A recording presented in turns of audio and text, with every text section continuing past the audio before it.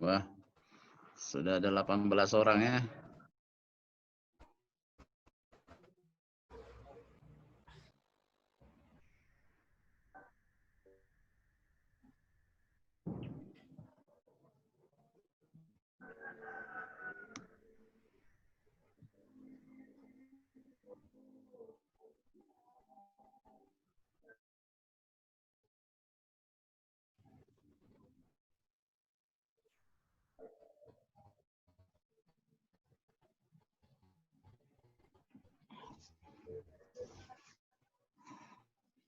STT Starlab ini luar biasa ini.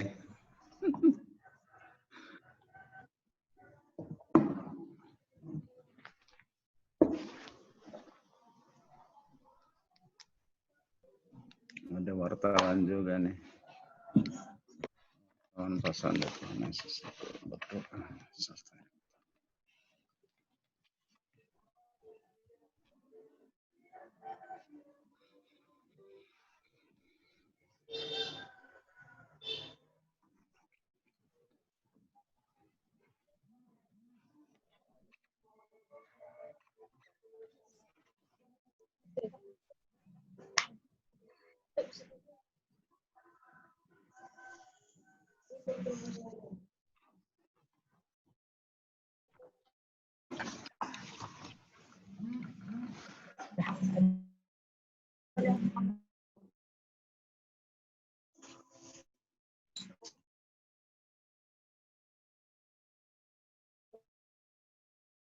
Ini sampai ambil.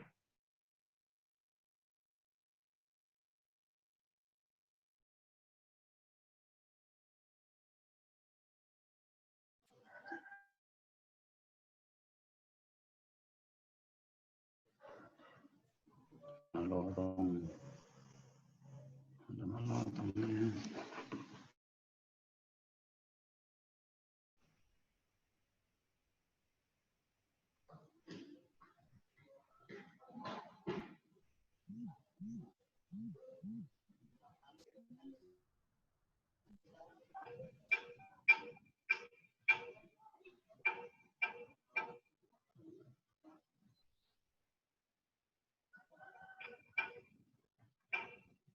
Kasih ada komputer itu mana siapa?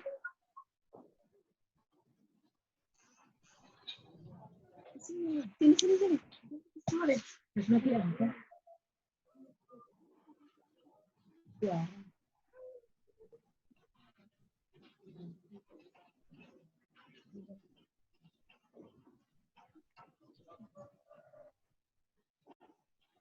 Selamat pagi.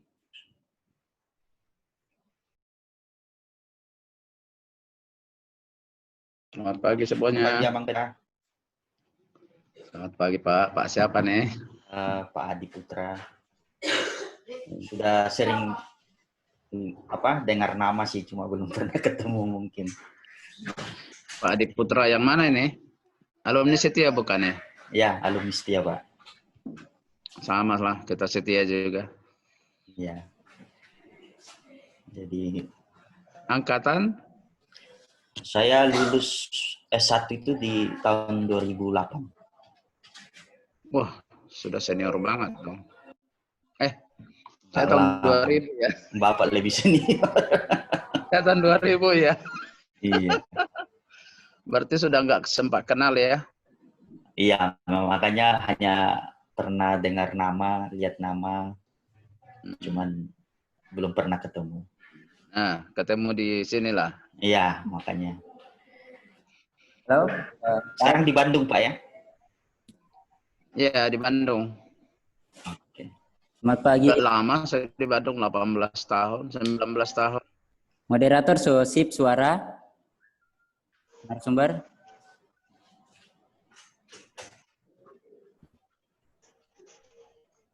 Halo, selamat pagi. Oke, kedengaran kok.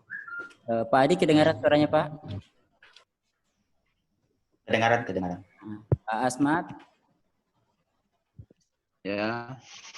Oke. Wah, ini Adi Putra. Jadi untuk narasumber sudah saya bukakan CEO host, jadi sudah bisa sharing materi, langsung bisa. Oke, Sekarang. terima kasih ya. Oke. Oke, salam Bapak dan Ibu, saudara yang dikasih Tuhan. Terima kasih untuk perjumpaan kita hari ini. Saya sangat bersyukur bisa menjadi pembicara di webinar spiritualitas Starlab ini. Puji Tuhan kita bisa menikmati hari ini karena pertolongannya. Apa kita akan mulai dengan pujian atau kita langsung aja? Belum, Pak. Biasa kalau nyanyi suaranya lari-lari. Shalom, Pak. Shalom. Ya, saya iya, akan silakan, pandu, Pak. Pak. Oh iya.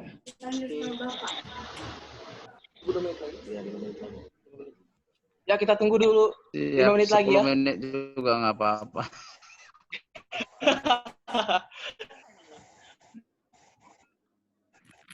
Halo, selamat pagi Pak narasumber. Tunggu Sudah? sabar, Pak. Moderator sudah siap? Saya sudah buka. Jadi mohon yang lain di sudah. mute. Yang lain di mute, yang buka hanya boleh.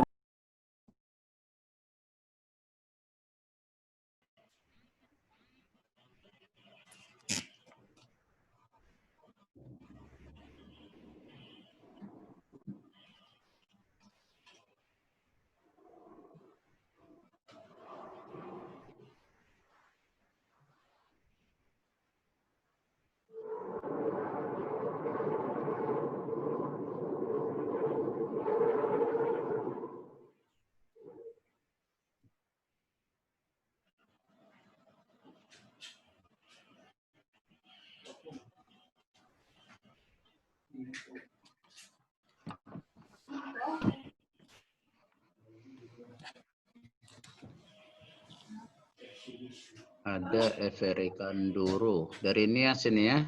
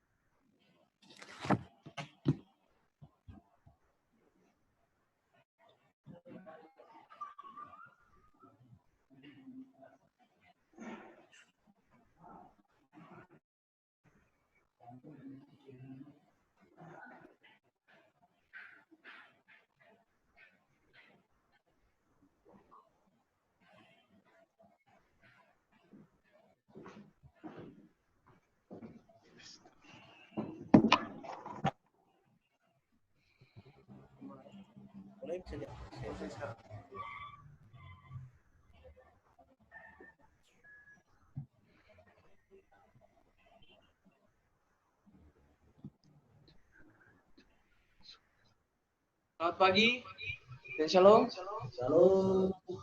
Shalom. Ya. Terima kasih kepada para peserta webinar yang telah berpartisipasi di webinar pada hari ini. Ya. Diucapkan terima kasih juga kepada Ketua Sekolah Tinggi Teologi Starlab yang telah menyediakan dan menyelenggarakan webinar pada saat ini. Ya, diucapkan juga terima kasih kepada kedua narasumber kita pada pagi hari ini, yaitu Bapak Pendeta Asmat Purba MTH, Bapak Pendeta Adi Putra MTH. Ya, untuk mengawali webinar kita akan mendahulunya dengan doa. Saya yang akan memimpin. Untuk itu, mari kita satu dalam doa. Kita berdoa. Bapa kami yang tinggal dalam kerajaan surga, kami mengucap syukur ya Tuhan Allah, pada pagi hari ini kami boleh bersama-sama menyelenggarakan webinar. Kiranya webinar ini ya Tuhan Allah boleh berjalan dengan baik seturut dengan kehendak-Mu. Dan biarlah Engkau senantiasa menyertai para narasumber yang akan menyampaikan materi mereka ya Tuhan Allah. Sehingga apa yang mereka sampaikan itu boleh kami mengerti, boleh kami pahami. Karena campur tangan dalam kehidupan kami. Bila doa kami ya Tuhan Allah, di dalam nama Tuhan Yesus. Haleluya. Amin. Ya. Ya. Terima kasih kepada para partisipan yang telah hadir pada saat ini. Ya. Ya, pada saat ini kita akan langsung kepada penyampaian materi dari narasumber. Tapi sebelum itu, saya akan mengucapkan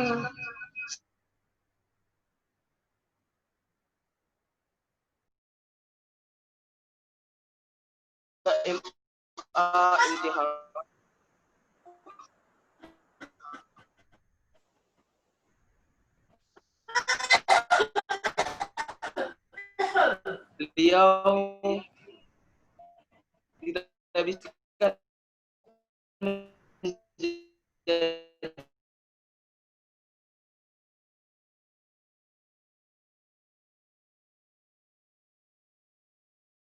saat ini kita akan masuk ke dalam pemaparan materi yang akan disampaikan oleh Bapak Asma.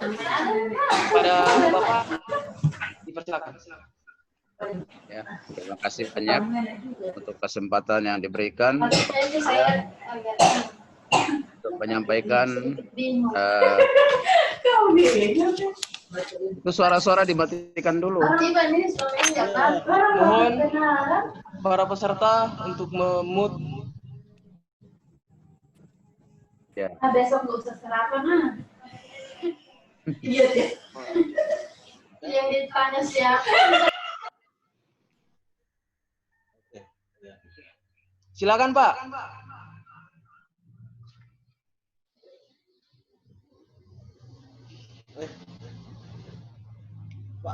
Tunggu. Asmat. Mut di anu Pak, dibuka mutnya. Apa yang mau tadi? Sekali lagi Pak, tekan. Oke. Oke, ya. Terima kasih, selamat pagi, salam sejahtera buat kita sekalian. Dan semoga kita terhindar dari COVID-19. Tema kita, saya ambil kalimat pendek saja, takluk kepada pemerintah. Kita akan baca di dalam Roma 13 ayat 1. Tiap-tiap orang harus takluk kepada pemerintah yang di atasnya, sebab tidak ada pemerintah yang tidak berasal dari Allah.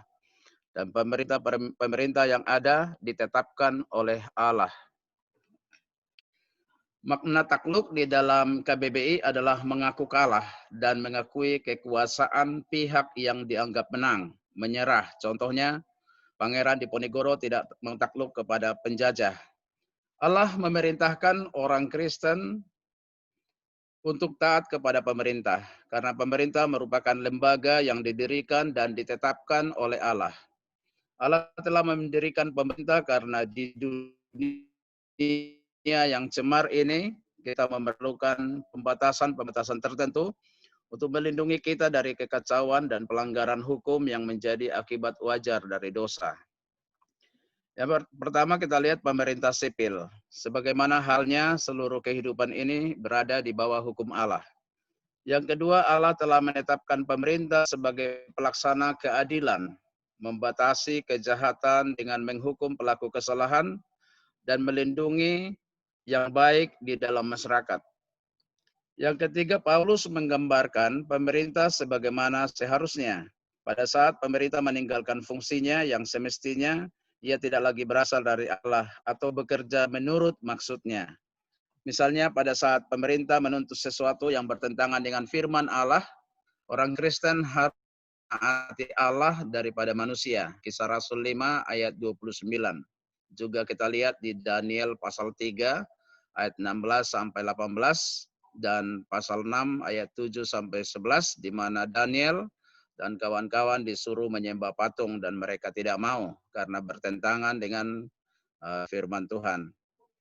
Yang keempat, kita lihat bahwa semua orang percaya wajib berdoa bagi penguasa. Di dalam 1 Timotius 2 ayat 1 sampai 2, Paulus menyampaikan, pertama-tama aku menasihatkan, naikkanlah permohonan, doa syafaat dan ucapan syukur untuk semua orang, untuk raja-raja dan untuk semua pembesar, agar kita dapat hidup tenang dan tenteram dalam segala kesalehan dan kehormatan. Nah, kita bisa perhatikan di Roma 13 ayat yang pertama tadi dikatakan tiap-tiap orang. Jadi saya penggal tiap-tiap orang, kemudian harus takluk kepada pemerintah yang di atasnya, sebab tidak ada pemerintah yang tidak berasal dari Allah.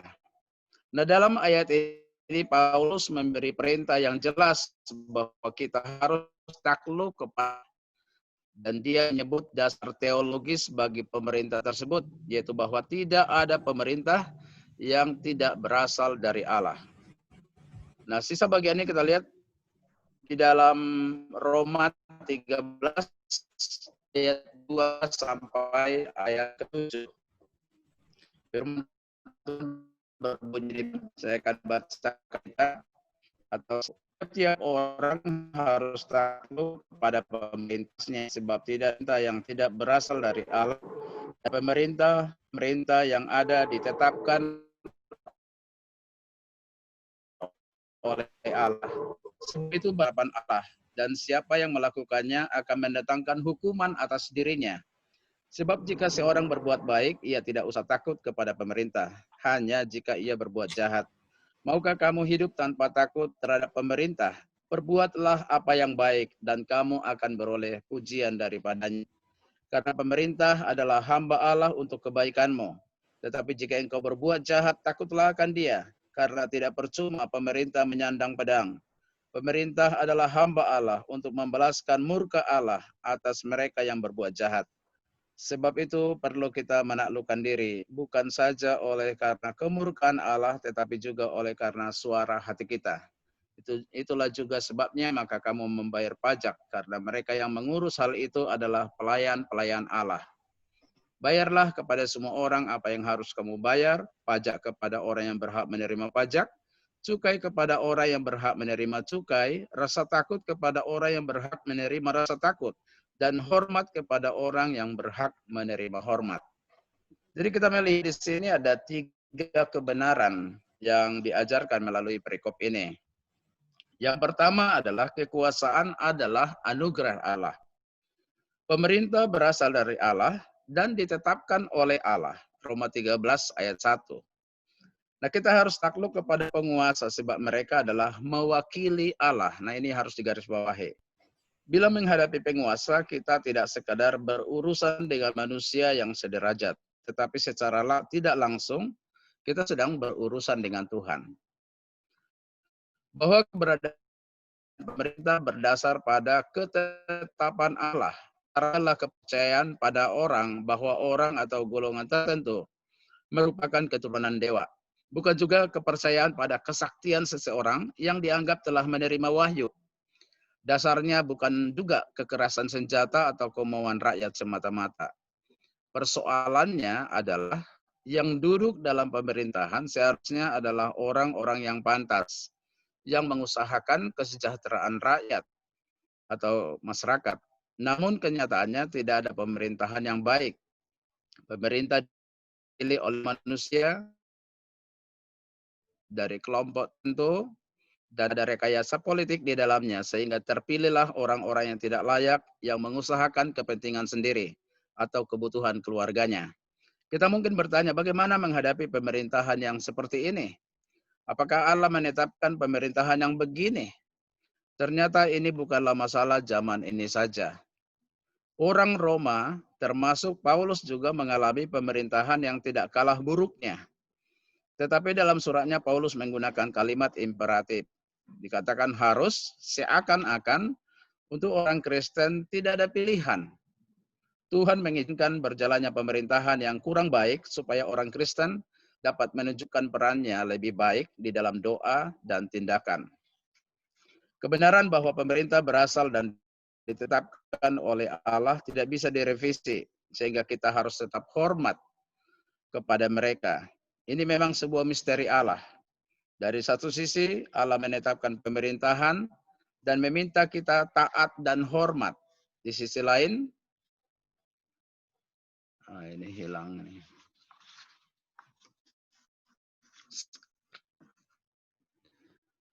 Ya, Lanjut, sebentar Pak. hilangnya. Lanjut. Oke, di sisi lain, pemerintahan tidak menjalankan fungsinya dengan baik. Ya, bagaimanapun orang Kristen harus puas dengan misteri itu. Nah, kita melihat di dalam Roma 13 ayat yang keempat dikatakan pemerintah adalah hamba Allah. Karena pemerintah adalah hamba Allah untuk kebaikanmu. Tapi jika engkau berbuat jahat, takutlah akan dia. Karena tidak percuma pemerintah menyandang pedang. Dan kalimat selanjutnya. Nah, kata hamba dipakai di sini dalam bahasa aslinya adalah diakonos atau pelayan. Artinya adalah pelayan Tuhan yang mewakili semua maksud Tuhan. Pemerintah dipercaya oleh masyarakat Romawi sebagai utusan Tuhan untuk memimpin dan mengatur semua hal yang berkaitan dengan pemerintahan. Orang Kristen harus tunduk kepada pemerintah karena pemerintah adalah hamba Allah. Sorry, ini komputer saya lagi bermasalah. Maka dia harus menjalankan roda pemerintahan sesuai dengan keinginan Allah, bukan melalui keinginan pribadi untuk memenuhi ambisi pribadi tertentu. Yang kedua adalah ketundukan terhadap pemerintah adalah kewajiban. Kata takluk, itu yang di ayat 1a, dalam bahasa aslinya adalah hupatasso. Kata ini muncul 30 kali dalam Perjanjian Baru. Artinya menempatkan diri di bawah. Kata hupatasso muncul beberapa kali dalam Perjanjian Baru dan merupakan sikap yang harus diambil seorang Kristen terhadap Allah. Ini gimana ini komputer saya nih? 10 menit lagi, Pak. Lanjut. Oke. 10 menit lagi, singkat sekali waktunya. Ya, jawabnya adalah bahwa diminta taat pada pemerintah. Ternyata memang ini hal serius. Jadi ada keseriusan terlihat dari konsekuensinya. Jadi memang masyarakat atau kita harus taat dengan serius kepada pemerintah. Tidak main-main, harus sungguh-sungguh taat kepada pemerintah. Kemudian kita melihat bahwa seorang warga negara harus menghormati dan membela negaranya serta mendukung pemerintahan yang ada. Jadi siapapun yang dipilih melalui partai politik untuk menjadi pemimpin bangsa ini, kita harus hormati dan kita harus taat. Kitab Amsal 14 ayat 34 mengajarkan kebenaran meninggikan derajat bangsa, tetapi dosa adalah noda bangsa. Nah, oleh sebab itu orang Kristen terus harus mendoakan pemerintah, menghormati pemerintah. Terlalu banyak orang yang melupakan ketaatan kepada pemerintah karena berbagai kepentingan. Sehingga jumlah COVID kemarin saja sudah 47.896. Dan ada juga satu pesta kemarin atau minggu lalu di Jogja yang tidak mematuhi protokol kesehatan dan akhirnya terjadi penularan COVID yang luar biasa dan mematikan. Dorothy Irene Marx, seorang dosen Stedung yang sudah meninggal dulu, dia mengusulkan 6 aspek perlu diperhatikan di dalam taat kepada pemerintah. Yang pertama adalah memperhatikan etos kerja. Di dalam etos kerja ini juga ya orang misalnya. Halo, Pak. Ya. Halo? Ya. Jadi memang kita juga kalau lihat sekarang kita perlu mematuhi etika hidup. Jadi pemerintah sendiri memberikan kita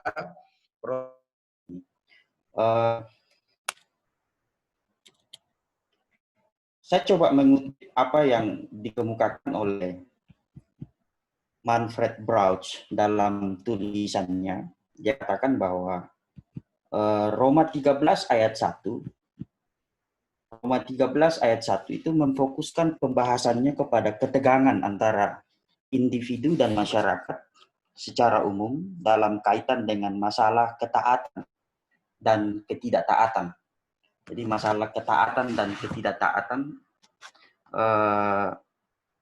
masalah yang timbul berkaitan dengan tanggung jawab individu terhadap tatanan sosial sepanjang tatanan sosial itu diatur oleh hukum yang ditegakkan dan dilaksanakan oleh orang-orang yang berwenang dalam pemerintahan.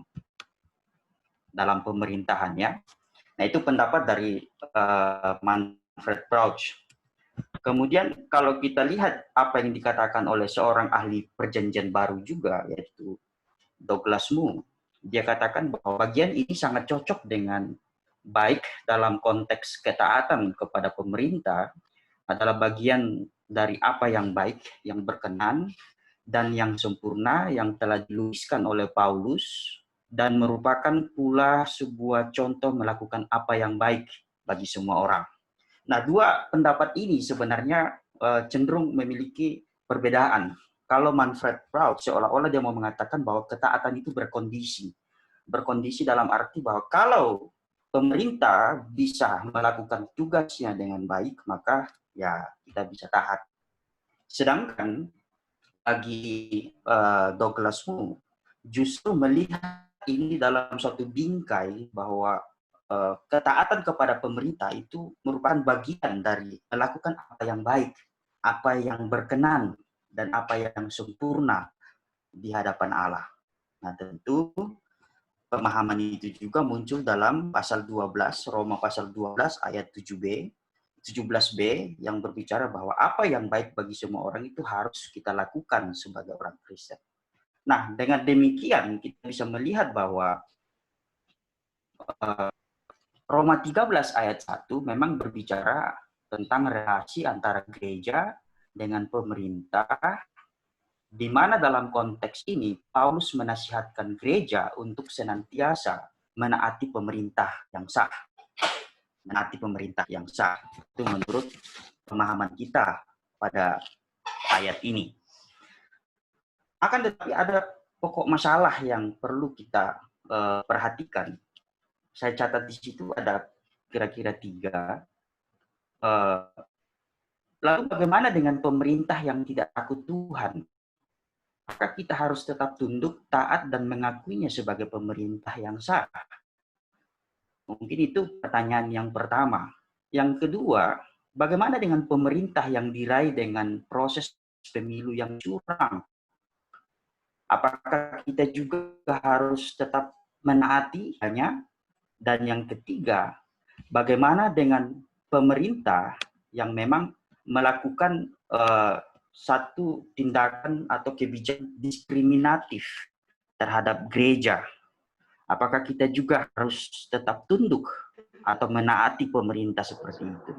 Nah, memang harus diakui bahwa tidak sedikit orang Kristen yang kemudian cepat sekali mengecam, bahkan mengutuk pemerintah yang gagal menegakkan keadilan sosial, bahkan cenderung melakukan tindakan diskriminasi terhadap orang Kristen. Karena memang kalau kita lihat kondisi kehidupan berbangsa dan bernegara dalam bangsa kita, harus diakui bahwa masih marak terjadi hal-hal yang diskriminasi terhadap gereja, misalnya penutupan gereja, pembakaran gereja, hingga melahirkan peraturan yang juga tidak berpihak kepada keberlangsungan gereja.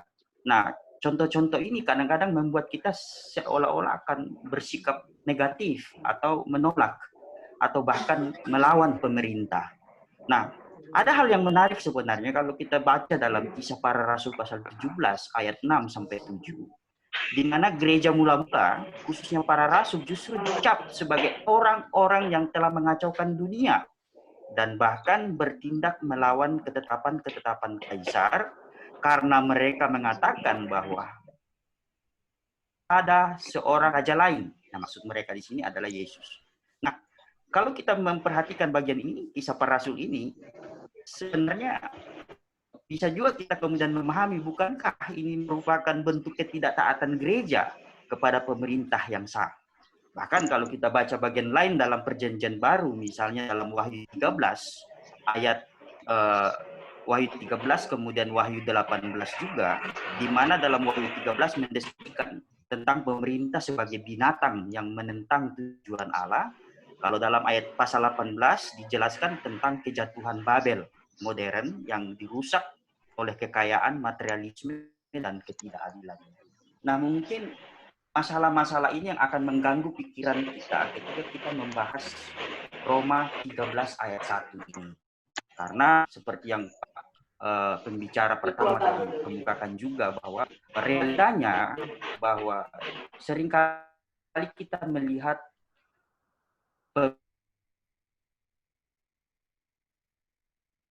pemerintah yang tidak ideal sama sekali bagi kita sebagai orang Kristen. Bagi kita memahami Roma 13 ayat 1 dalam konteks dan dalam pemahaman yang benar.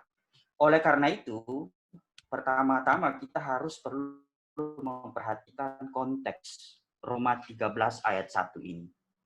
Dan materi saya melihat bagian dalam 3 konteks atau gereja Tuhan yang ada di Roma itu.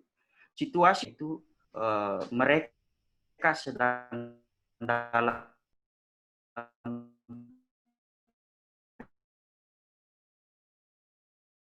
dengannya. Ada banyak literatan, sungai, gunung, dan alam. Sekalipun mereka memiliki kepercayaan sendiri, Kekaisaran Romawi memiliki ideologi, gagasan, dan pemikiran berdampingan dengan agama lain.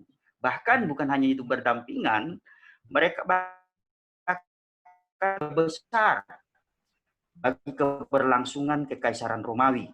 Nero melihat apabila orang Kristen tetap diberi kebebasan dalam beribadah, maka mereka akan memiliki banyak pengikut. Kaisar Nero menerapkan suatu sikap yang bermusuhan dengan orang Kristen. Itulah sebabnya tidak heran kalau kemudian gereja dalam konteks Roma memang adalah gereja yang teraniaya. Itu konteks pertama. Konteks yang masih positif, yaitu seperti yang dikemukakan oleh Brauch, bahwa meskipun ada penganiayaan, harus kita lihat bahwa Injil tetap menyebar dengan cepat.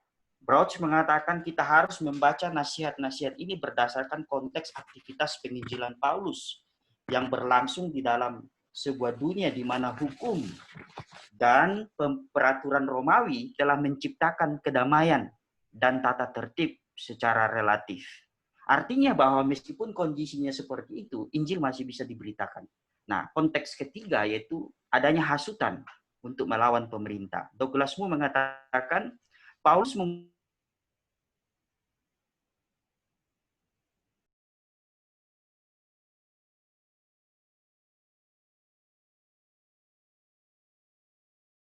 membayar pajak pada waktu itu. Itulah sebabnya Paulus memberikan nasihat atau perintah supaya mereka tetap tunduk kepada pemerintah yang sah. Nah, kita akan langsung saja kepada penjelasan tentang Roma 13 ayat 1. Kalau kita memperhatikan dan membaca dalam Alkitab Nestel Aland 28, Alkitab berbahasa Yunani, maka ayat 1 ini sebenarnya merupakan satu bagian dari ayat pertama atau ayat 1 sampai ayat 7. Sehingga ketika kita mau menafsir bagian ini, kita harus tafsir dalam ketujuh ayat itu.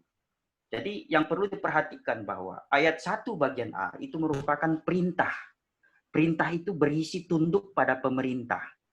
Alasannya ada muncul di bagian B, ayat 1B, yaitu alasan pertama untuk tunduk, yaitu mereka ditunjuk oleh Allah.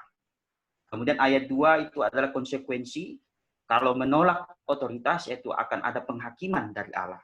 Kemudian ayat 3 sampai ayat 4 itu adalah alasan kedua, mengapa kita harus tunduk. Alasan pertamanya yaitu bahwa penguasa adalah hamba Tuhan, dan untuk menghormati yang baik dan yang jahat. Kemudian ayat 5 itu semacam pengulangan yang diberikan oleh Paulus untuk perintah yang muncul tadi di dalam ayat. Kemudian dalam ayat 6 dan ayat 7 itu semacam permohonan untuk melakukan, tetapi berisi permohonan yang konkret. Bagaimana menaati pemerintah, bagaimana tunduk kepada pemerintah, salah satunya adalah membayar pajak dan menghormati pihak yang wajib. Dari situ kemudian kita coba menjelaskan. Jadi kata pemerintah di sini menggunakan kata Yunani yaitu exousia, yang jelas merujuk kepada pribadi-pribadi yang berada dalam posisi penguasa dalam pemerintahan sekuler. Menurut Douglas Moo, dalam konteks ini, Paulus merujuk kepada pejabat-pejabat kekaisaran dan provinsi. Sedangkan kata tunduk dalam bagian ini, tunduk di bawah pemerintah berarti mengakui bahwa posisi mereka yang di atas orang Kristen dalam dunia. Nah, tatanan ini mencakup lembaga-lembaga sekuler atau juga lembaga-lembaga yang telah ditetapkan Allah untuk kebaikan gereja seperti pernikahan, keluarga, bahkan juga termasuk dalam kepemimpinan jemaat. Jadi memang dalam konteks ini kita kemudian bahwa mengingatkan bahwa pemerintah ditetapkan oleh Allah dan olehnya itu mereka adalah baik mereka sadari atau tidak sadari itu. Saya pikir ini yang kemudian dipahami oleh Pak ketika pemilu DKI yang lalu beberapa kali dengan isu-isu yang negatif. Tetapi dengan tegas dia katakan kalau menghendaki saya menjadi gubernur, maka saya pasti jadi gubernur. Bahwa kekuasaan itu berasal dari Allah. Jadi pemerintah untuk menegak kebenaran sebab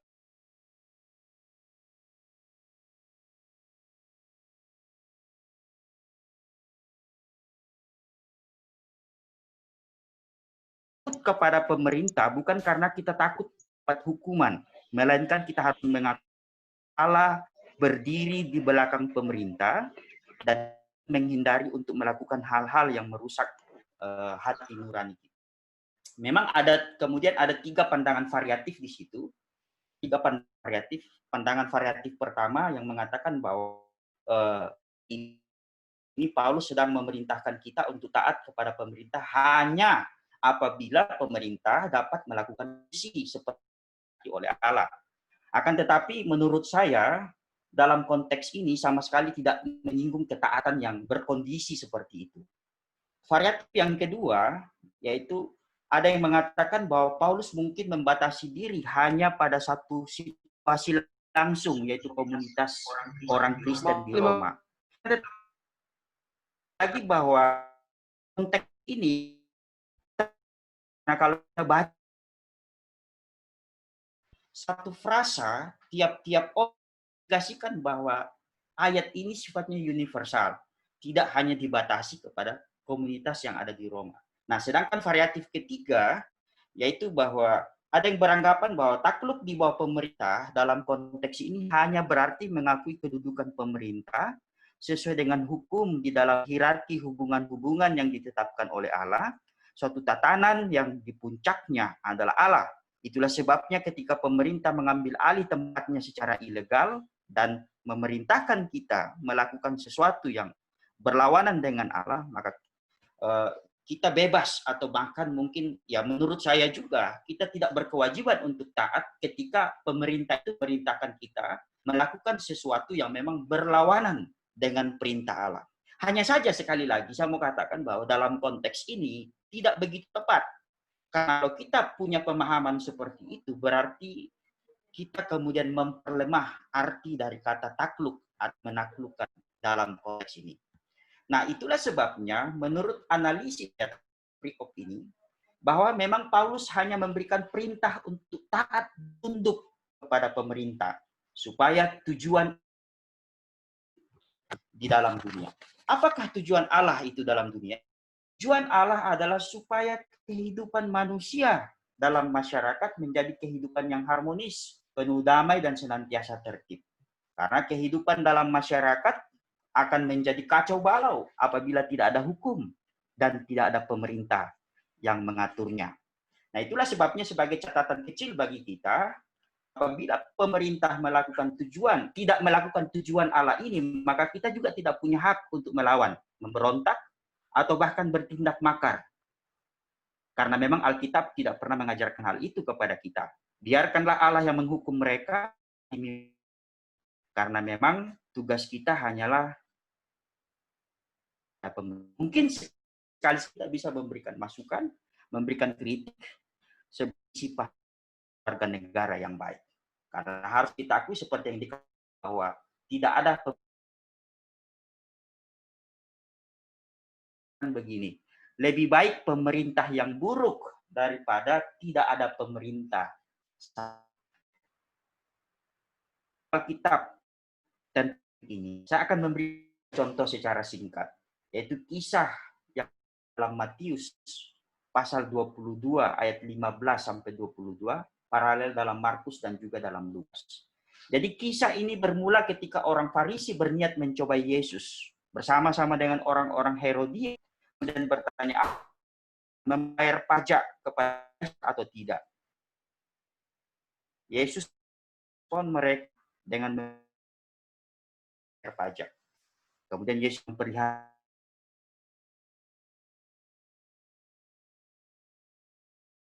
menjawab gambar dan tulisan kaisar. Lalu Yesus memberikan komentar, berikanlah kepada kaisar, kepada Allah, wajib kamu berikan kepada Allah. Respon yang ditunjukkan oleh Yesus di sini sebenarnya memberikan suatu indikator yang kuat kepada kita bahwa Yesus sendiri mengajar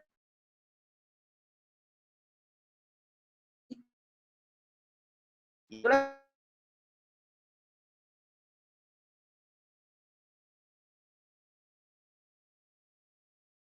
jangan ada orang yang menaati pajak untuk. Nah, jangan sampai kita juga punya pemahaman bahwa pemerintah berarti kita tidak taat kepada Allah. Kita harus tahu porsi tunduk kepada pemerintah dan porsi tunduk secara proporsi.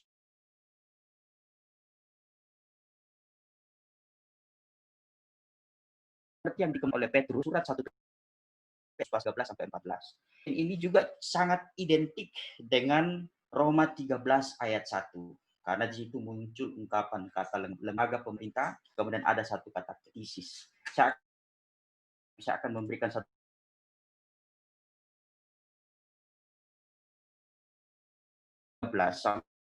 juga hendak menekankan anjuran, sebuah nasihat bahwa setiap orang Kristen harus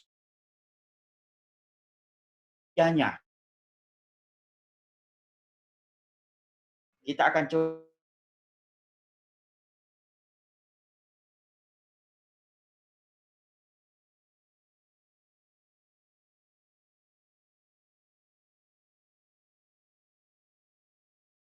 perintah memiliki kekeliruan,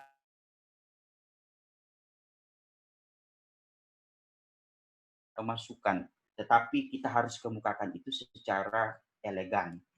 Yang kedua, kesimpulan kedua, perikop ini juga memberikan pemahaman bahwa pemerintah di sini bukan hanya lembaga, juga kan juga termasuk harus mati dan atau setiap person. Oleh karena melalui Alkitab orang Kristen tidak memiliki sifat pengkhianat. Alkitab mengajarkan kita hingga sekalipun kita diperlakukan kita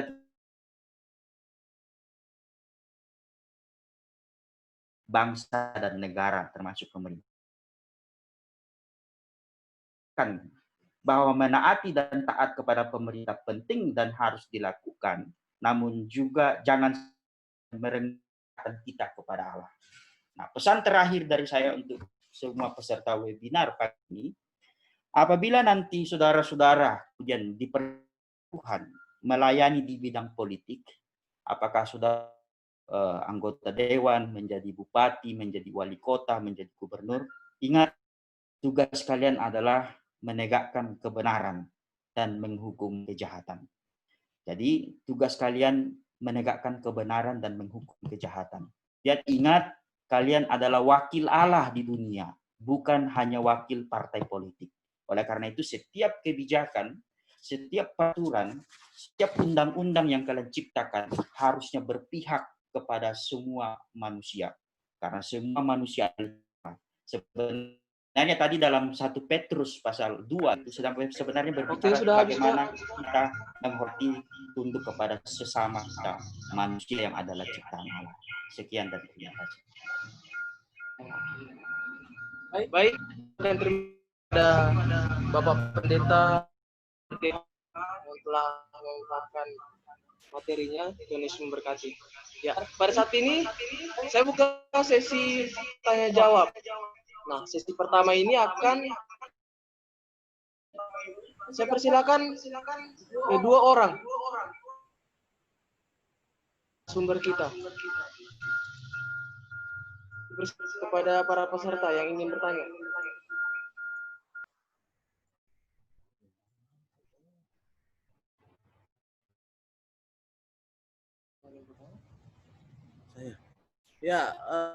Saya moderator. Ya, Bapak Purnama Pasande dipersilakan. Ya. Terima kasih untuk kesempatan pada moderator. Terima kasih buat materi pertama dan kedua. Saya lebih bersyukur karena kegiatan dengan baik. Saya mau sedikit berdiskusi dengan senior Pak Pendeta ini. Ya, Shalom. Melihat realitas yang ada, apakah tinggal di bisa dikatakan ibu kota karena bertetap dengan DKI, melihat realitas yang ada, bagaimana yang terjadi tentang ketaatan kita dari sisi praktikal, praksis. Yang saya melihat realitas itu ada justru dari gereja yang tanda petik tidak taat akan kebijakan atau regulasi yang padahal tujuannya supaya ada keamanan, kedamaian, bahkan terjadilah sebuah hal yang kerinduan kita bersama, yaitu tentang bagaimana supaya kita tidak tertular oleh COVID tersebut. Tapi justru tanda petik saya katakan bahwa justru itu lahir dari pimpinan-pimpinan kita sendiri, dalam hal ini ada gereja seperti itu. Bagaimana menurut pandangan? Terima kasih Pak atas pertanyaannya. Ya, di Kota Bandung sendiri sebentar, Pak. Ya, saya tahan dulu pertanyaannya. Saya lanjut dulu ke orang yang kedua supaya ya, satu kali dijawab semua. Oke. Masih ada partisipan yang ingin memberikan pertanyaan kepada narasumber kita pada hari ini? Ya. Boleh saya? Oh, dipersilakan. Wartawan Pasande. Iya, ini menjadi diskusi sama bahwa semua bisa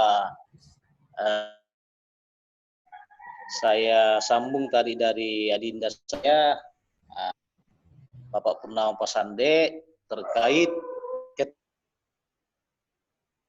jadi sehubungan pandemi corona yang sekarang tentunya tidak lepas dari pemerintah protokol kesehatan. Lalu kemudian kesehatan yang telah dimaklumatkan pemerintah bahkan protokol kesehatan mengenai bagaimana kita tidak menjaga bersama dan kita tidak tertular, tentu pemerintah dalam hal ini taat dalam menjalankan aturan. Tetapi pada saat ini pemerintah sendiri yang seakan-akan membiarkan kerumunan, pesta-pesta, nikah, bahkan pesta terjadi sehingga tidak terbendunglah, terlanggar apa yang disampaikan oleh protokol pemerintah. Bagaimana kita menanggapi hal seperti ini? Nah, itu. Terima kasih.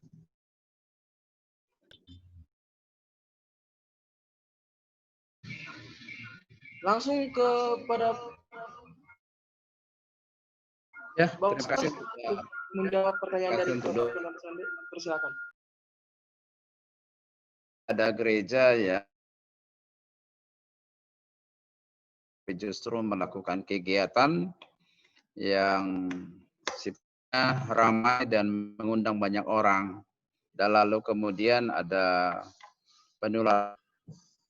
Nah, ini sangat disayangkan sekali jika ada pemimpin gereja yang tidak taat pemerintah, lalu kemudian ada penularan yang mematikan. Dan ya, ada satu istilah yang sangat didengungkan di rumah sakit-sakit apabila ada pasien COVID, lalu bertanya, gereja ayah, gereja itu ya. Jadi ya julukan itu sangat membekas di Kota Bandung ini karena gereja kita yang sifatnya sangat terkenal rohani dan paling baguslah dianggap, dan kemudian mereka menolak protokol dari pemerintah, aturan ibadah di rumah dilanggar dan dilaksanakan ibadah di dalam gereja. Dan itu sangat disayangkan sekali, sehingga di Kota Bandung ada sebutan dari rekan-rekan dari agama lain mengatakan bahwa penyebaran COVID adalah dari gereja. Nah, itu sangat disayangkan sekali. Dan memang untuk saat ini kalau kita melihat ini antara dua, antara ekonomi dan kesehatan ini bertolak. Masyarakat ingin sehat, pemerintah ingin masyarakat sehat, tetapi kemudian ada kebutuhan ekonomi, kebutuhan makan minum yang harus dipenuhi. Kalau pemerintah memilih salah satu, akan mengorbankan yang lain. Apabila memilih dua-duanya, dua-duanya juga berbenturan. Jadi memang dan bijaksana. Saya kira ya berkaitan dengan pertanyaan kedua, seolah pemerintah peraturan itu dilonggarkan, PSBB dilonggarkan, tetapi kemudian masyarakat terus-menerus mengalami penderitaan. Bahkan ini saya lihat angkanya terus meningkat. Ada yang bisa 1.000 korban. Jadi luar biasa ini perkiraan orang-orang pengamat-pengamat yang ada di kota ini. Karena memang masyarakat tidak mau pakai masker, tidak mau cuci tangan, pokoknya hidup seperti biasa. Padahal ancaman COVID luar biasa. Dan luar biasa juga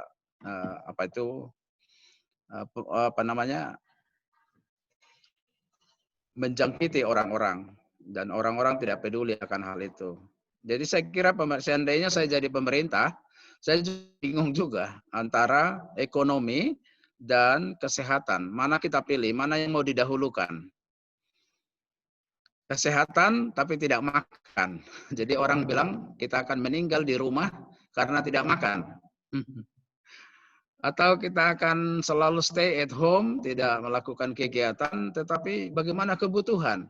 Nah, ini ada dua hal yang dilematis yang harus dipikirkan. Dan saya pikir hanya bagaimana masyarakat melakukan protokol kesehatan, mengikuti protokol kesehatan dengan baik, walaupun dia tetap bisa menjalankan aktivitas.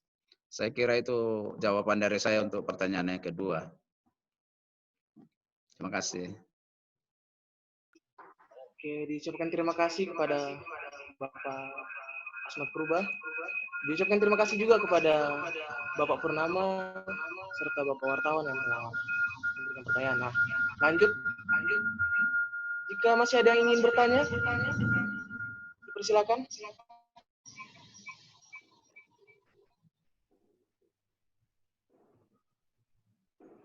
Saya memberikan kesempatan kepada 2 orang lagi untuk bertanya kepada narasumber kita.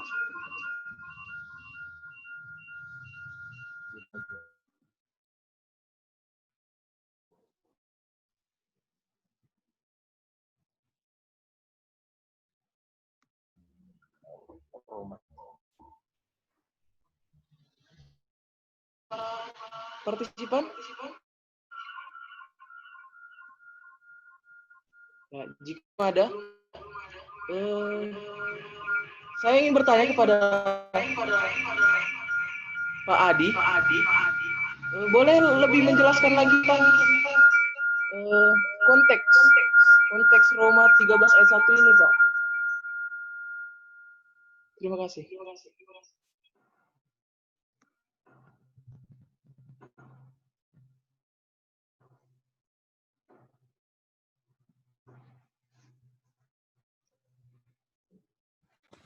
Ya, terima kasih karena mungkin ada yang belum terlalu jelas tadi dalam masalah konteks. Tadi dalam penjelasan saya memang ada 3 konteks dari Roma 13 ayat 1, ada 3 yang perlu kita perhatikan. Yang pertama masalah penganiayaan. Tapi itu suatu situasi yang memang sulit, yang memang kemudian membuat kita semacam dilema dan seolah-olah bahwa apa yang kemudian diperintahkan oleh Paulus, kita harus tunduk dan taat kepada pemerintah, sedangkan pemerintah sendiri membiarkan gereja hidup dalam situasi yang sulit, situasi yang susah, bahkan cenderung diskriminatif, bahkan ada penganiayaan. Kalau kita belajar sejarah yang ada di Roma, mereka begitu hidup dalam penderitaan karena ulah pemerintah sendiri. Tetapi dalam situasi itu Paulus memberikan perintah untuk taat dan tunduk kepada pemerintah.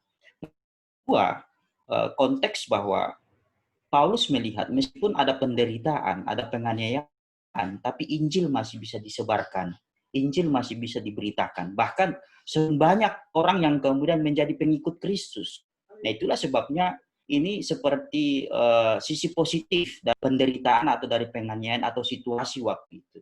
Nah, konteks ketiga memang konteks ketiga ini seolah-olah ingin Paulus memberikan nasihat ini ingin membuat atau memberikan suatu perbedaan tersendiri bagi kelompok Kristen supaya mereka tidak ikut-ikutan dengan kelompok yang memang berusaha untuk lawan pemerintah, berusaha untuk tidak menaati aturan-aturan pemerintah, berusaha tidak membayar pajak, melakukan tindakan-tindakan pemberontakan.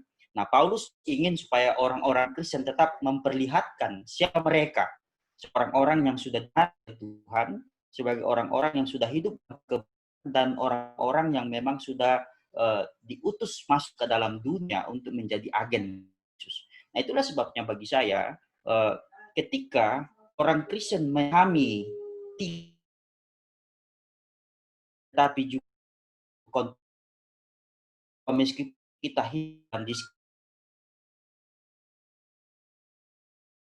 tapi ingat kita harus minta karena pemerintahnya karena Allah memerintah kita ditaat dan bukan kita harus tetap membuat peraturan-peraturan yang Allah berikan untuk menjadi yang terutama dalam hidup kita. Nah, mungkin saya coba akan tambahkan tadi sedikit. Apakah bisa moderator saya tambahkan sedikit respon saya untuk Pak Purnama dengan Pak wartawan? Oh, boleh silakan Pak. Mungkin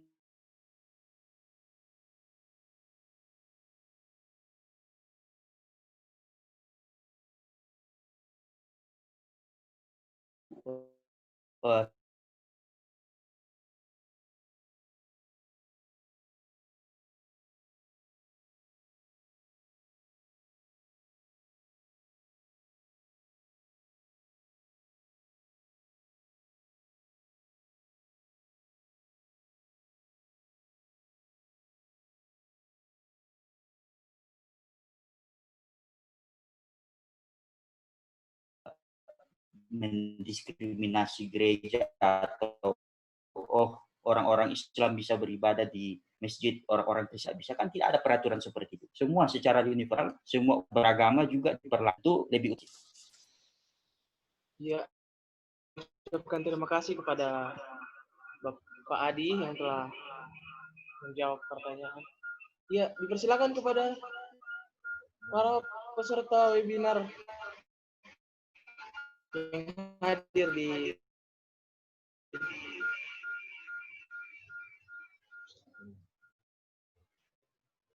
apakah ada yang ingin bertanya?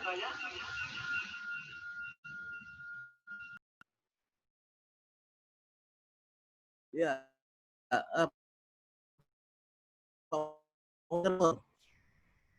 Ya Pak. ya, itu dipahami sebagai sebuah ketaatan jika karena hanya mengikuti aturan atau arah mereka, atau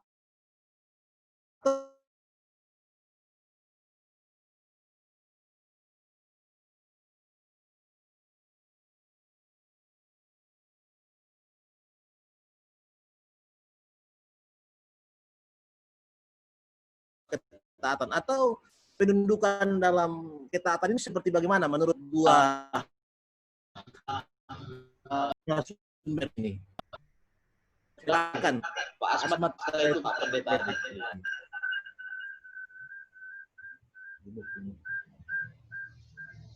Ya, dipersilakan. Kepada siapa dulu ini? Pak Asmat atau? Oke. Dipersilakan terlebih dahulu kepada Pak Asmat.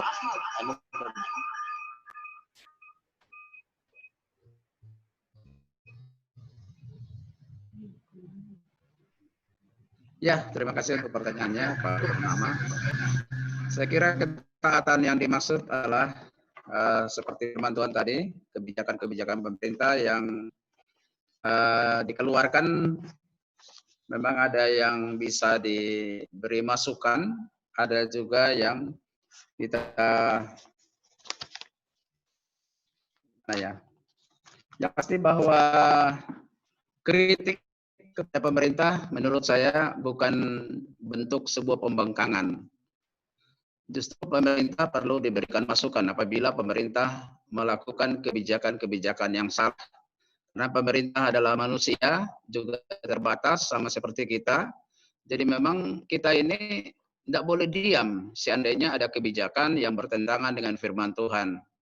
Sebaiknya kita mengajukan, ya saya kira kalau orang Kristen juga tidak pernah demonstrasi di jalan untuk menolak penutupan gereja, ya gereja pasti ditutup karena dianggap kita diam, kita dianggap menerima kebijakan itu. Padahal kita menolak gitu. Jadi memang ada pemerintah yang tidak, walaupun kita pemahamannya pemerintah berasal dari Allah, tetapi ada pemerintah yang nakal, yang tidak sesuai dengan, yang tidak sejalan dengan keinginan Tuhan, tidak sejalan dengan firman Tuhan. Jadi saya kira kritik terhadap pemerintah bukan sebutan atau bukan bentuk ketidaktaatan. Justru kita sebagai rakyat juga, karena aturan pemerintah itu kan buat rakyat, buat kita. Jadi kalau kita akan menerima aturan itu, lalu kita diam-diam saja, tapi tidak cocok, lalu bertentangan dengan firman Tuhan, saya kira itu yang dikerjakan Daniel, Sadrak, Abednego di Babilonia, di pembuangan itu. Dan mereka tidak mau taat, menyembah atau tunduk, menyembah kepada patung. Karena itu melanggar. Ya, dan akhirnya ya Tuhan juga memelihara mereka dalam kondisi seperti itu. Jadi kalau kita melihat pemerintah juga korupsi atau pemerintah juga melakukan pelanggaran, saya kira kita bisa mengingatkan mereka, karena kita mengasihi pemerintah, kita juga mau pemerintah itu baik adanya dan peraturan itu juga sesuai dengan keinginan Tuhan. Saya kira masukan-masukan dari kita itu penting sekali. Daripada kita diam saja, lalu pemerintah anggap kita setuju dengan apa yang mereka susun dalam undang-undang yang mereka buat. Terima kasih. Ya, diucapkan terima kasih. Ya, lanjut kepada Pak Adi. Saya coba menjawab pertanyaan ini. Bisa mulai dari konteks Roma 13 ayat 1. Tadi saya sudah sampaikan dalam materi saya bahwa ada 3 variatif pandangan tentang ayat ini. Variatif pertama itu ada yang beranggapan bahwa Paulus sedang memerintahkan kita untuk taat kepada pemerintah hanya apabila pemerintah itu melakukan fungsinya seperti yang Allah sudah tetapkan. Nah, memang tadi saya katakan juga dalam materi saya bahwa saya tidak setuju dengan anggapan itu karena memang konteks Roma 13 ayat 1 sama sekali tidak berbicara hal itu sebenarnya. Tidak ada ketaatan berkondisi yang Paulus kemudian kemukakan di sini. Variatif yang kedua, ada yang menganggap bahwa Paulus mungkin membatasi diri pada situasi langsung, yaitu jemaat Roma saja. Artinya tidak berlaku kepada semua komunitas gereja di sepanjang zaman dan di sepanjang abad itu. termasuk kita masa kini. Saya juga sebenarnya tidak setuju dengan anggapan ini karena dalam ayat 1 situ muncul frasa tiap-tiap orang, dan kata tiap-tiap orang di situ memang merujuk kepada semua universal, sifat universal. Dan variatif yang ketiga, ada yang menganggap bahwa pemerintah dalam konteks ini hanya berarti mengakui kedudukan pemerintah sesuai hukum di dalam hierarki hubungan-hubungan yang ditetapkan Allah, suatu tatanan yang di puncaknya adalah Allah sendiri. Nah, itulah sebabnya ketika pemerintah mengambil alih tempatnya secara ilegal, maka pemerintah kita tidak wajib apabila pemerintah berlaku curang atau justru memerintahkan kita untuk bertindak berlawanan dengan ketetapan Allah. Nah, saya juga menyarankan mungkin kita tidak akan pernah mengikuti ajakan-ajakan yang salah dari pemerintah. Dan saya pikir jemaat di Roma pun juga demikian. Ketika mereka diperhadapkan dengan penyembahan kepada kaisar, dan itu diatur dalam regulasi kekaisaran waktu itu, menurut saya dan saya pikir ini adalah konteks yang benar, bahwa gereja pun tidak mengikuti itu. Itulah sebabnya mereka dianiaya, karena mereka tidak tunduk kepada aturan yang dikeluarkan oleh pemerintah. Nah, bagi saya variatif yang ketiga ini tidak sesuai dengan konteks, karena kata takluk dan menaklukkan, kalau kita punya pandangan sesuai dengan variatif ketiga ini, itu dengan sendirinya kita memperlemah ungkapan itu dalam maknanya. Padahal sebenarnya bukan itu yang dikemukakan. Jadi bagi saya, apakah kita boleh memberi kritik? Tadi juga saya katakan dalam materi saya, bagi saya kritik itu juga dilegalkan kok dalam konstitusi kita. Ada undang-undangnya, ada aturan-aturannya. Hanya bagi saya, jangan sampai kemudian ketika kita memberikan kritik di hadapan publik itu memperlihatkan kita bukan sebagai orang Kristen. Jadi silakan mengkritik, silakan memberi masukan karena memang itu diperlukan oleh pemerintah. Tetapi mari kita menyampaikannya dengan cara-cara yang elegan. Saya pikir itu yang saya katakan tadi, dengan cara-cara yang baik, dengan cara-cara yang betul-betul memperlihatkan kita bahwa kita adalah murid-murid Kristus yang hidup sesuai dengan perintah Tuhan atau firman Tuhan. Tetapi berbicara makar, berbicara memberontak, berbicara melawan pemerintah, berbicara tidak membayar pajak, berbicara tidak menghormati pemerintah, meskipun mungkin misalnya dalam pemilihan gubernur misalnya, itu bukan calon yang kita jagokan, tapi kemudian dia yang akhirnya terpilih dan duduk sebagai pemerintah yang sah, ya bagi saya kita wajib menghormati dia, karena dia sudah dipilih oleh rakyat dan sekaligus sudah menjadi wakil Allah untuk menjadi pemimpin kita selama kurang lebih 5 tahun. Jadi bagi saya memberi kritik tidak masalah, tapi yang perlu digarisbawahi tetap menaati terlepas memang, ya ini memang ada sedikit pengecualian bahwa bila memang pemerintah aturan-aturan yang membuat kita kemudian melupakan atau mengingkari iman kita di hadapan Tuhan, nah bagi saya itu yang perlu kita kesampingkan. Itu menurut saya. Terima kasih. Ya, terima kasih kepada Pak Adi yang telah menanggapi pertanyaan dari Pak Purnama Pasande. Nah, dilanjut kepada partisipan selanjutnya yang ingin bertanya.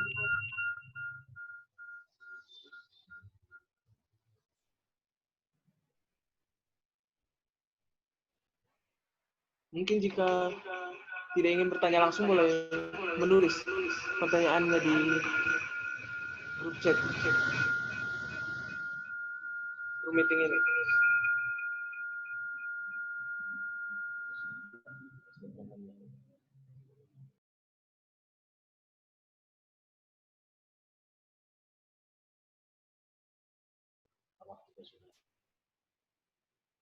Ya.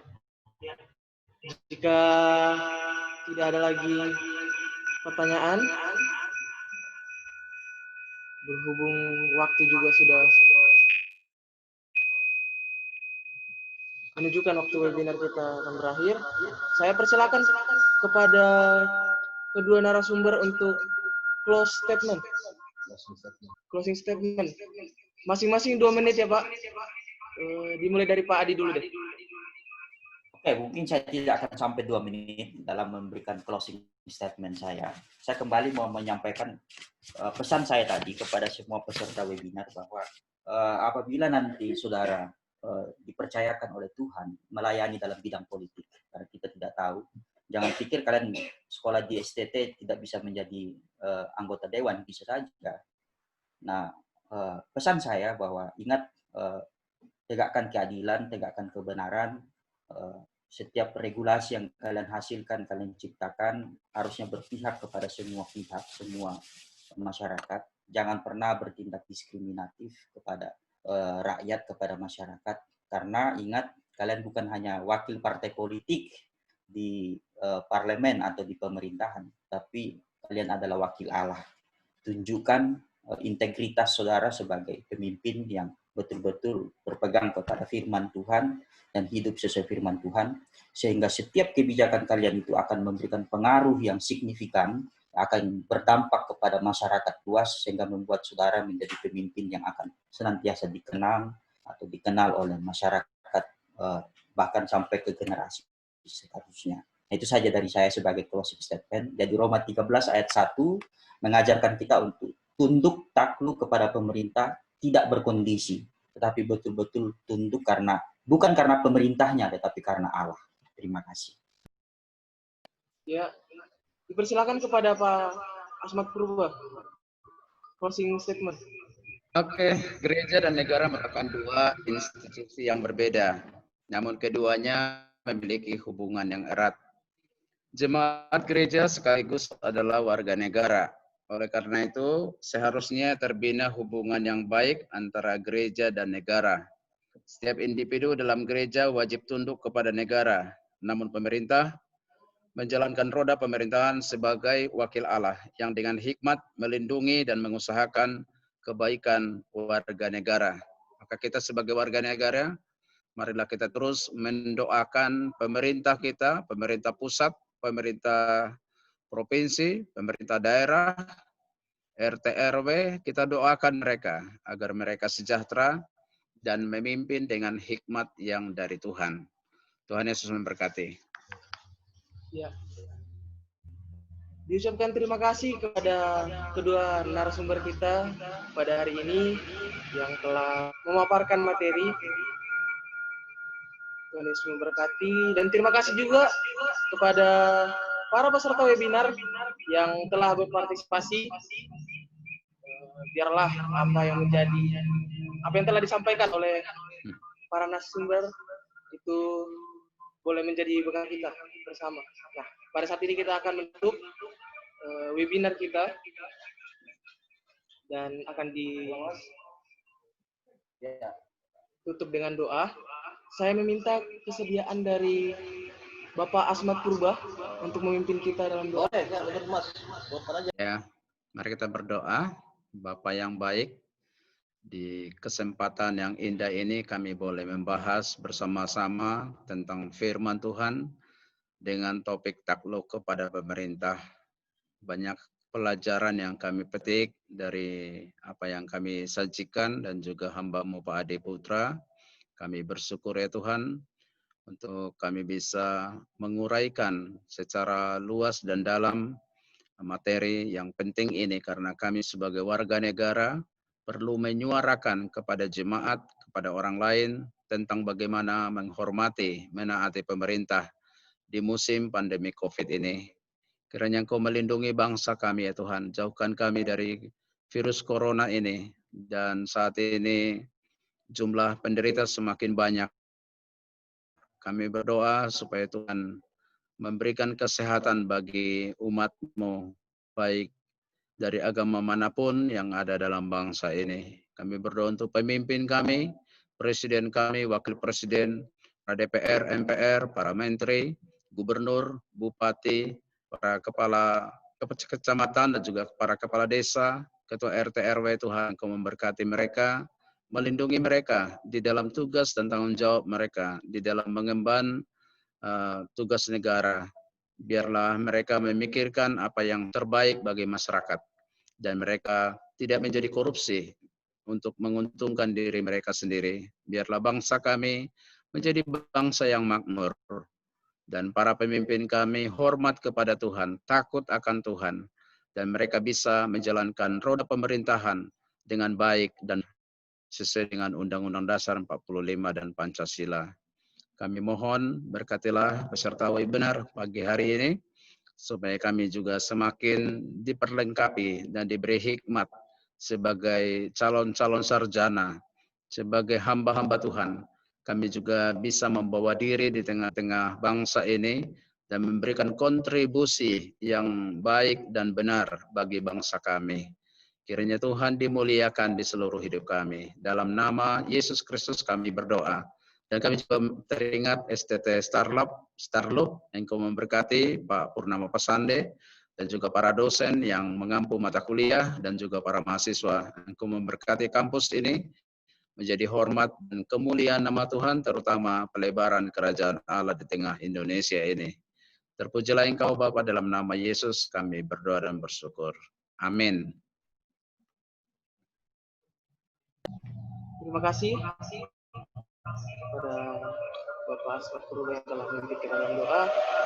Sekali lagi diucapkan terima kasih untuk kita sekalian yang telah berpartisipasi untuk webinar pada hari ini. Ya, absensi webinar ini akan dikirim melalui grup WA dan sertifikatnya akan dikirim 1 hari sesudah webinar ini berlangsung. Diharap untuk kita yang hadir, untuk kita yang berpartisipasi pada hari ini untuk mengisi absensi yang ada nanti yang akan dikirim di grup WA. Oke, demikian, sekian dan terima kasih. Shalom, terima kasih. Terima kasih Pak Pendeta Asmat, Pak Pendeta Adi, Ya, atas sama-sama. dan kesediaannya luar biasa. Kami diberkati, saya kira juga mahasiswa Amin. sangat diberkati.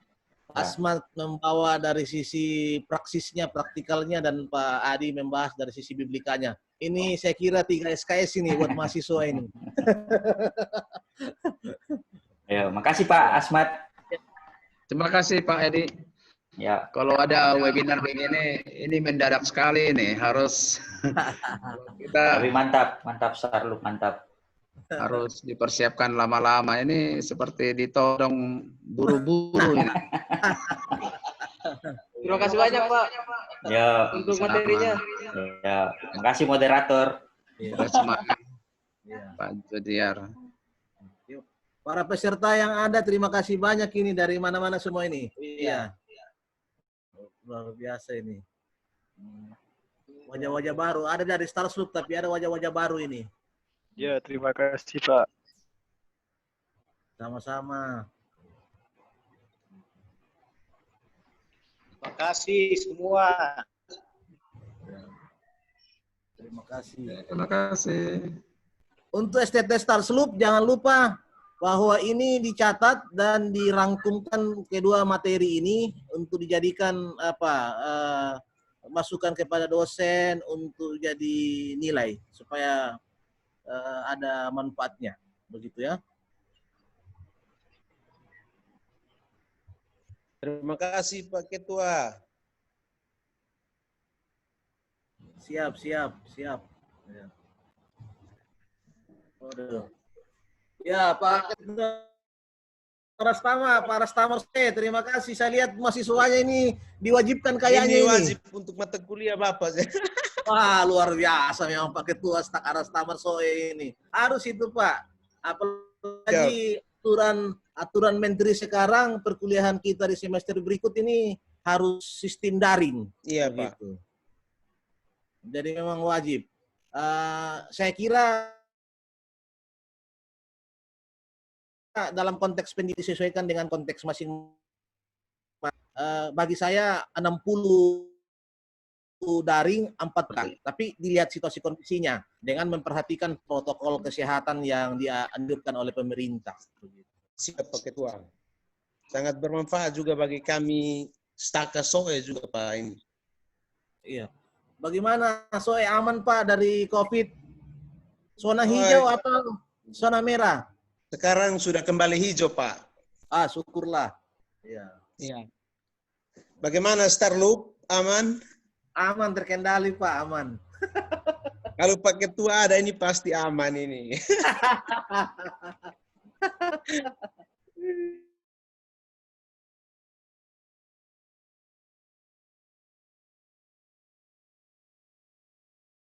Oh, siap, siap, siap, siap, siap. Ya, nanti kita saling berbagi, Pak. Ya.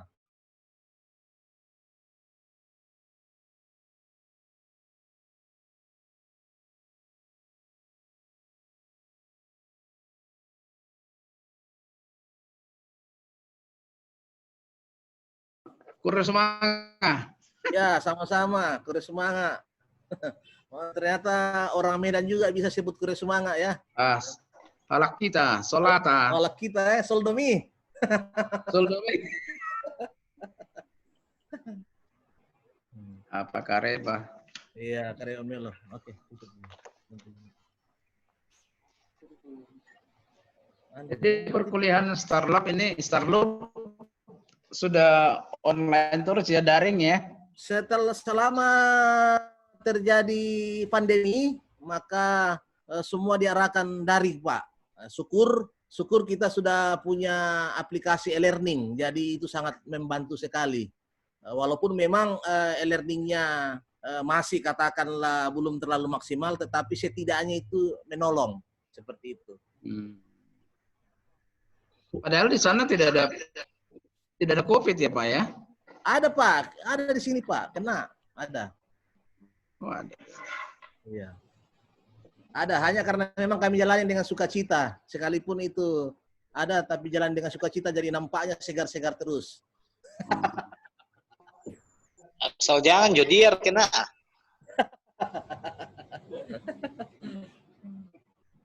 Baiklah, selamat pagi ya, Tuhan berkati. Iya. Sampai bertemu kembali.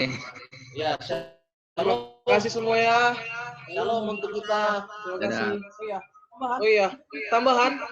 Untuk info lebih lanjut lagi tentang absensi dan sertifikatnya akan di-share di WA ya. Di grup WA. Oke. Terima kasih semua. Tuhan Yesus memberkati. Shalom.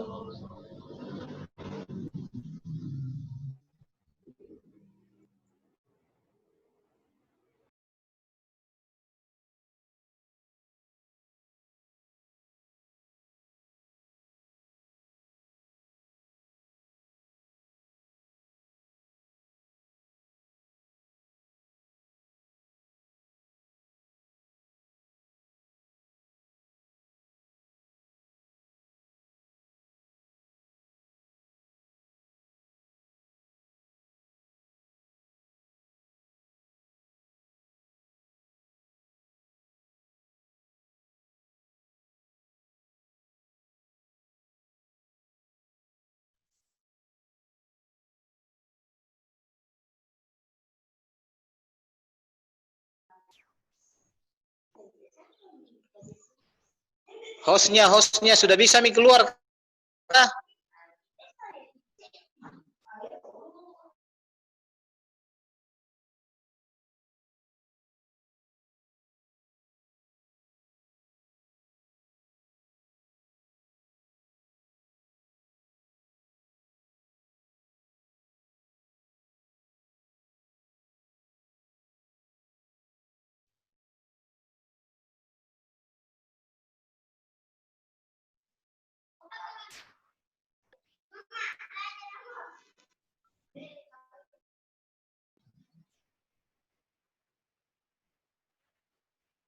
Seperenge.